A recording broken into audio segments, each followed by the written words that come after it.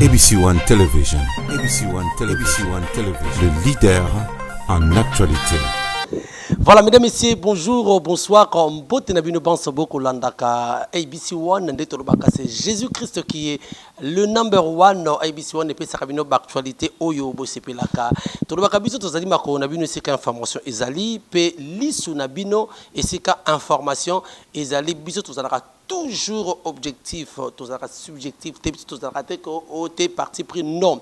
Ce qui dit comme ça A, trobaka A, ce qui dit B, trobaka B. Mais sauf que c'est que tu as déploré le dépravation de mœurs. Il y a eu certaines personnes oyo bako kanisa baza au-dessus de la mêlée, mais sauf que baza s'est comporté très mal. Alors, pour toute mon émission, merci mingi na maman Chotala Yawo pe na Papa Osé, Rebecca Bianca na États-Unis, à Washington, na Abi, good morning, good evening, ça dépend l'heure à laquelle bozo et ambabiso bande kopé na babenga gibiso na niveau ya pays scandinave, kuna ba Suède, ba Stockholm, kuna vraiment nzambe a pambola bino na ba remarque no bozo sala biso parce que tozaka ya bino to compétino ba information.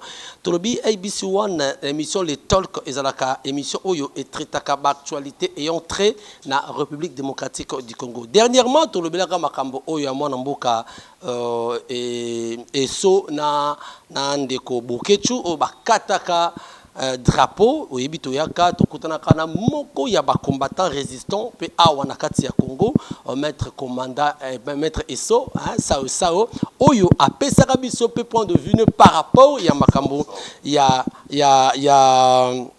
Bokechu. Alors lelo il y a un petit problème oyo et vous savez vraiment actualité par rapport à Voice Mori Tamboli, je ne citerai pas le nom mais non, mais c'est un cadre moko ya parti moko na Congo puis un député national oyo a se comporté comme quelqu'un de la rue a bimisi ba insalité na monoko na epé atinyango pa ya nani alobeli un grand homme au hasard héros vivant ya mboka na biso mona mboka Franck Diongo. Alors yango toye biso tokendaka na source toye kokuta na mutu oye alobeli ke ba insalité wana pe afingi président na ye. Maître Bézi, bonjour. Bonjour. Boni santé, na moni lelo.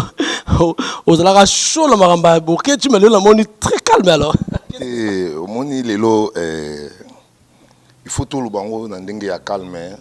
Ba tu ba comprendre li kambango ezalaki nini et comme ndenge nini. Donc yango na sepeli ya trop vraiment ndengoué oza premier journaliste on a yambi. Na soki ba appel ebele ba journaliste ba benga kingai bon na ba olinga o yambati. Pour répondre à la question. D'accord, alors tu fais une parenthèse. Bonne affaire, il y a Bokechu. Bobomali c'est les films moto benengene. Bokechu aza master mais aza ililingi ya pamba. Na bisa bino Bokechu lelo moni failu abongisi maloba. Omoni muzito abongisi maloba. Donc bango ne baza wana bakena ba erreur na bango batumbi drapeau bon. Omoni lelo ne suro bi tumbi drapeau ya mboka le roi Zaïre. Mutakutsa ba Rwandais boyebi eza Mobutu mutakutsa ba Rwandais. Donc ceux qui ba yebi yango te ba occupant ba koti awa na 1994 les ba Hutu na ba toti ba betani. Les ba betani a Biarimani déjà ba coopérer na Mobutu azalaki déjà na ba Bisengemana azalaki déjà na ba miko télécel ceux qui ba yebi te. Alors les ba tona ba kimi ba yé na Congo alors ba toti ba yeba que un jour ba to ba ko venger. Yango moni ba toti ba yeki ko taquer.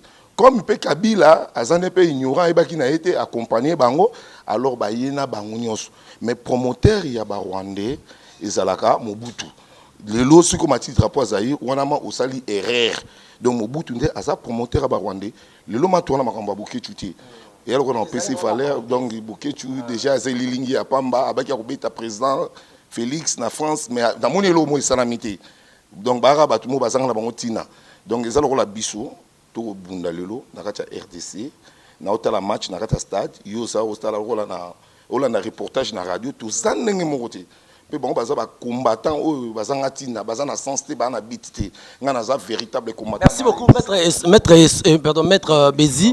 C'était pas le cas to j'aime na sujet wana te mais to kota na vivre likam na biso ezali Voice Etamboli bon na koloba parce que Voice ezali honorable Léon Manemba oyo a Voilà, bon, honorable, parce que je lui dois beaucoup de respect.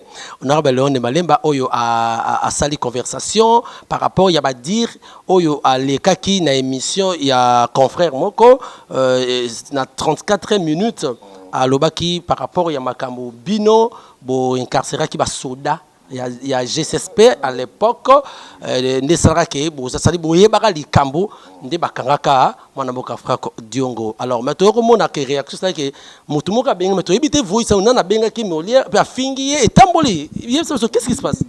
On a benga ki Molière. Yo na to benga ki honorable Léon. Aza monsieur Mobo na ibaina ye. Na sala misala tout sala misala ngane to kopira kane très bien. Aye baraté position nanga. Ok, il y a un garde corps principal à Franck Diongo. Donc, nous sommes combattants. Oh, le lot souffrira na Franck Diongo, na partout. Donc, au monde dit, le lot, vieux, sera Mobutu, aïe Mobutiste. Sera Kabila, aïe Kabiliste. Si quoi, azan nulle part. Vieux, azan na nous premièrement position. Bon, problème est là, il y moi, c'est la moussina. Bisi la mouka. Tala papoyo. Walo baka biloba loba na wana bilobela ako confirmer que bino bobetaki ba soldat. Alors on a la muki na rotala. Là c'était en 2016. Non, ouais, il faut ni émission sali on a bobetaki na 2016. 2016. OK. Na tellement papa na lobby. Ndeko na nga journaliste et loko na pesa abso kanda. Omoni parmi bato ba edika bango na vie politique. So ba compter parmi les deux premiers, président Franck Diongo Rosa premier ou deuxième. Pour au moins y a des années à Tintarana batuté. Ce que nous avons papa mukolo à Kolbaki yé azalaki n'engue to kangi basoda n'engue to beta batu. En plus c'est là pour la grandeur il y a papa on a lobby que Franck Diongo honorable abengaki pour aya yepe ayaki amonaki. Mais papa ça le kuta. Papa nabi biso to cerclé par le garde républicain. Donc bakangi ba bouclier banzela plus de 5 barrages. Bakobenga étant que qui? Étant que journaliste. Il était TV5 a été France 24 et il était hier recommandé. Ce qu'on a comprendre que papa on a parmi ba coup. Ne ba préparer coup pour kanga biso ba menacer biso. Papa on a zalaki. Na comprendre pour le billet zalaki. Alors le président Franck Diongo a bengaki. Lié de reporter plainte pour l'année. Il faut le 19 décembre, vers 10h, 11h, Barokende, Barotal appelle Naï, Batala Soki président à Bengaki. Est-ce que yé, président Sabengaï, Naï Biti? Vous comprenez? Total la masse président Bengaki, l'on a liboso, on est chauffé biso, abi président Bengaki. Président de Bacercle, biso président au Bengi na Nengenini, na sens de Konanga. Vous comprenez? Donc, des deux, à lobby, yé à la qui témoin au killer, à mon équipe, biso n'est au Kangi Basoda. Donc, il faut y avoir démontrer. Papa, justice congolais, Jijou Akita Biso Azali. On dit que Biso Kaba Kitanga. Justice, c'est Salam Moussala. Enquête, c'est simple, Sambina garde du républicain. Mais pas vous Samba, vous Kenek, vous purgez pendant la prison. C'est non, oui, Bisson de quoi. Bah, toi, tu vas me rendre le roi jeté. J'ai un plan à Kabila. À mon déjà présent, à Europé, c'est mal à l'aise pour Atika pouvoir. Tu comment déjà prêt à carte rouge.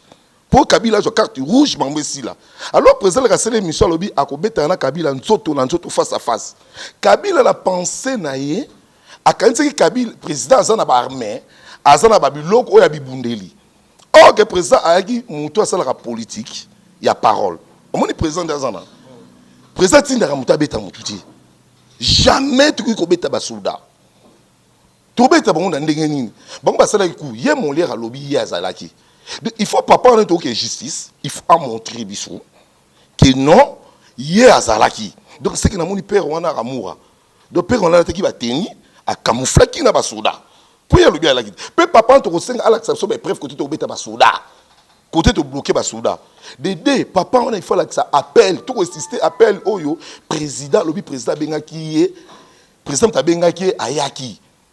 Côté na mon papa na zandoki. Papa na zandoki. alors on a bengi papa nabi bonjour. Voilà, excusez Tokota. Alors, Nalingi Bandeko Balandi, avant tout zoa réaction mususu, Nalingi bola nana no voice oyo conversation et salamaki entre Maître Bézi na honorable Léon de Malemba, boyo kanini elobami na kati après lettre zo zongande to continuer débat discussion par rapport il y a pas dire on a levé na to la non aimer kasakatila bisangona. Allô, bonjour, Papa Molière. Bonjour. Papa Molière, yo mona côté biso to beta rabat, biso bagarde ko Frank Dion. O mona côté biso to beta rabat. Papa, pour nous les canate faut que nous n'importe quoi. Au lobby? Yo mona côté biso bagarde ko Frank Dion to beta basoda. Yo confirmer on a TV. Yo mona ka. Ozola ba makamunini papa, na zo comprendre to bandi ufukanga de kamunini. Au sale mission bino na sango, o confirmer que bagarde ko Frank Diongo ba beta ramutu. Biso na imbécile na yo, yo kinayi na yo a vitrier, yo za vitrier, numéro na yo, yo confirmé, yo témoin, yo sali témoin na yo, ya yo moko, na yo na mona test na yo, na okangi yo imbécile, age na yo, mbola na kenge na ebi elongi na yo.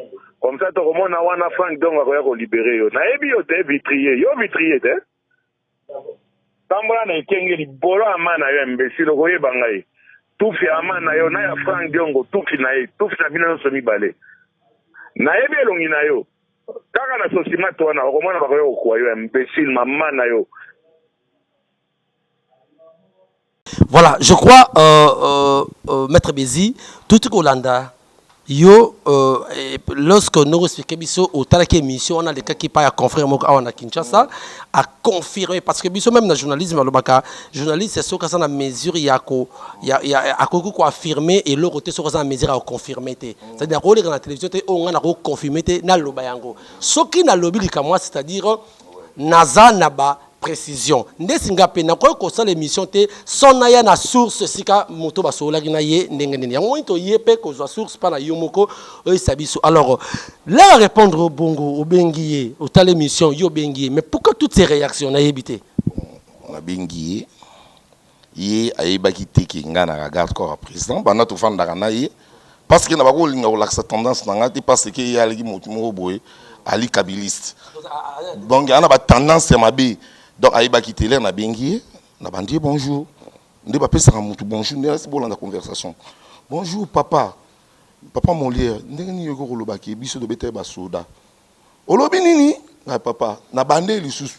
Na mais yo selege mission na sans haute. Mais effectivement, ça ni noana. Mais le problème est yako boma, yako longo la vie ya moto. Nandota moto, responsabilité wana et on va beta ka ba murate.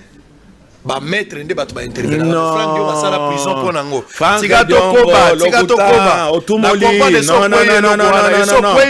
non ça va on évite ngaite Frank dongo bakutaki panaye bakangi bato basinga moi j'étais là et il m'a appelé bakanga ki bango basinga ba betamaki que Frank qui est un ami ou un frère etc.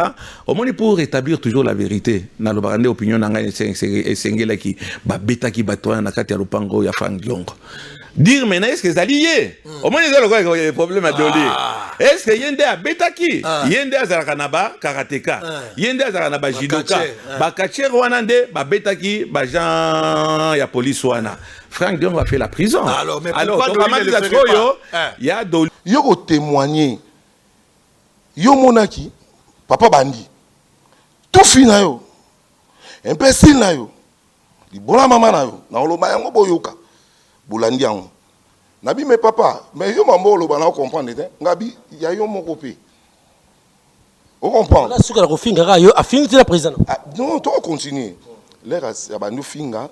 Mbala moko abi yo nakolakisa yo koto zali nakokangisa yo nakolakisa yo afingi sunga libola mama na yo tout fina yo afingi voir même na président to azalaki na été abanu finga président azakali comme na président Diongo oui omoni vie wana zanduki ya motema mabe oui puis na 2016 le ba sala plan bakanga biso to fanda ko suna président to ya na voiture na présent tout comme justement na côté Itaga tout le monde appelle de ba ben appel président a eu appel à Yambi président Tchemé libre na yoki Molière akoloba Franck Diongo na moni batu moko baye a baye ko funda yo balobi yo okangi nzela obeti batu siko olingina tia tona tia te réponse à président Lobine yo sala ke mission ce qui est ya solo eza lokuta ngana ali kamoloba te sala oyo lingi